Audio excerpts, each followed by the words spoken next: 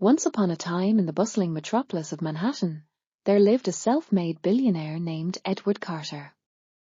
He was a man who had everything: a grand penthouse, a successful financial empire, and an unshakable belief in his own superiority.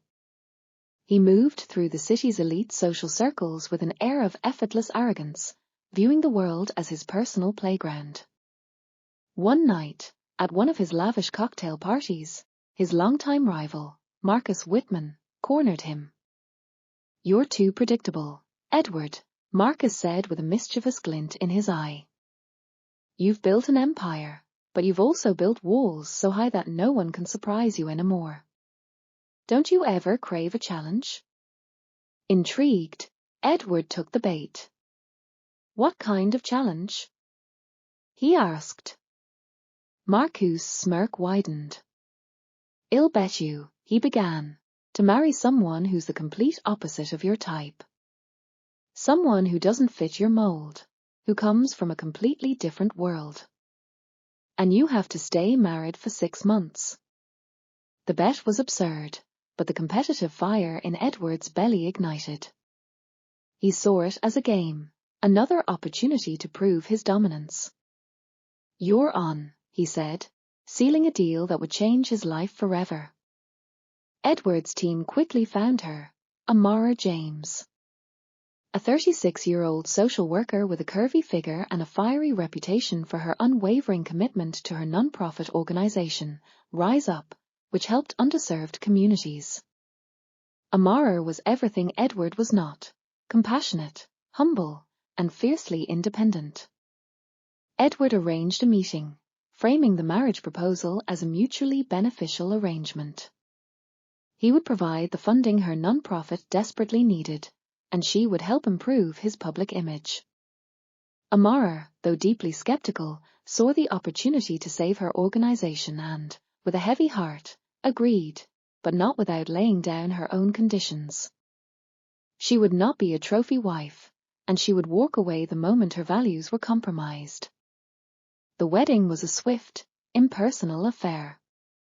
Amara felt like a prop in Edward's elaborate chess game, a feeling that only intensified as she moved into his sprawling, emotionless penthouse. She unpacked her belongings in the guest room, a clear signal that this marriage was nothing more than a business deal. In the weeks that followed, Amara's defiance became a constant source of frustration for Edward. She refused his lavish gifts and invitations to society events, choosing instead to pour her heart and soul into her work. Her quiet strength and unwavering sense of self was a challenge he hadn't anticipated. The game he had so confidently embraced was beginning to feel far more complicated. One day, Amara insisted he accompany her to a community event at Rise Up.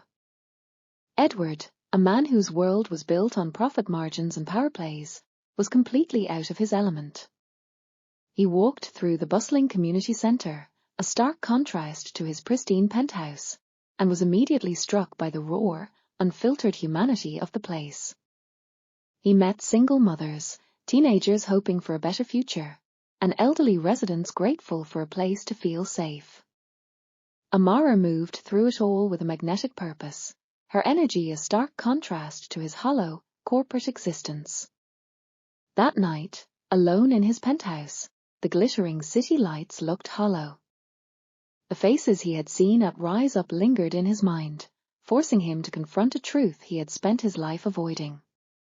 He had never cared about anyone outside his carefully curated circle, and for the first time, he felt uncertain.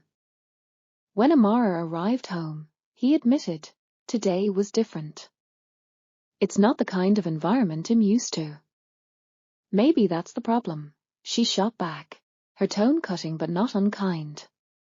"You've built your entire life in a bubble." Her words stung, but he couldn't deny their truth. He began spending more time at Rise Up, not as a benefactor, but as a volunteer. He worked alongside the community, listening to their stories and learning to see the world beyond his ivory tower. He started to question his own values, the worth of his achievements, and the hollowness of his own life. This transformation was not easy. Edward's presence at the centre was met with skepticism, and he still tried to assert his control, leading to explosive arguments with Amara. But slowly, he began to change. He admitted his mistakes, apologized for his arrogance, and started to see Amara not as a challenge to conquer, but as the kind of person he wanted to become. He began to implement ethical changes in his corporate life, pushing for policies that prioritized people over profit, and for the first time, he wasn't living for the approval of his peers. As the 6-month mark loomed, the weight of his deception grew heavier. He knew he couldn't keep lying to Amara. One evening, he confessed the truth. Their marriage was a bet. Amara's heart broke, and she unleashed a torrent of pain and betrayal. "You didn't just lie to me," she said, her voice raw with hurt. "You used me. You took something as personal as marriage and you turned it into a stunt." With that, she walked out, leaving Edward alone in the silent, empty penthouse. The days that followed were the loneliest he had ever experienced. The luxury of his life felt meaningless, and the projects that once fueled his ambition now felt shallow and insignificant. He threw himself into his work, not for recognition, but to atone for his actions. He donated millions to rise up, not to win back Amara, but because he truly believed in her mission. He started re-evaluating his entire business, implementing policies that prioritized ethics over profit. Months passed. Amara buried herself in her work, expanding Rise Up and making a real difference in the community. She saw Edward's transformation from afar, but the wound of his betrayal was not easily healed. One autumn evening, she stood at the grand opening of Rise Up's newest center when she saw him. Edward, dressed simply in jeans and a sweater, looked nervous. He approached her and handed her a handwritten letter. It wasn't an apology, not exactly. It was an admission of his flaws, a testament to how she had changed him, and a promise that he would spend the rest of his life trying to be worthy of her. Amara read the letter, her emotions a tangled mess of anger, sadness, and something she couldn't quite name. She wasn't ready to forgive him, not completely, but she saw that his change was genuine. She saw that his journey wasn't about earning her forgiveness, but about becoming the kind of man who could look in the mirror and be proud of what he saw. Over the following weeks, Edward continued to support Rise Up from a distance, respecting Amara's boundaries. Slowly, she began to see the depth of his transformation. One afternoon, as they worked side by side at a food drive, she broke the silence. "You've changed, Edward," she said. "I had to," he replied, his expression earnest. "Because this isn't just about you, Amara. It's about being the kind of man I can live with." A small smile played at her lips. "We'll see," she said.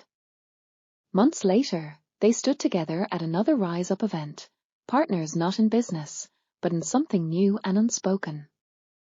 Their journey had been messy and painful, but it had brought them to a place of mutual respect and understanding. As the sun set over the city, Edward turned to Amara. "Thank you," he said quietly. "For what?" she asked. "For giving me a chance to change," he said, "for showing me that it's never too late to start over." Amara smiled, the warmth in her eyes finally reaching him. "Just don't waste it, Edward." "I won't," he promised. And for the first time, they stood not as adversaries or strangers, but as equals, ready to face whatever came next together.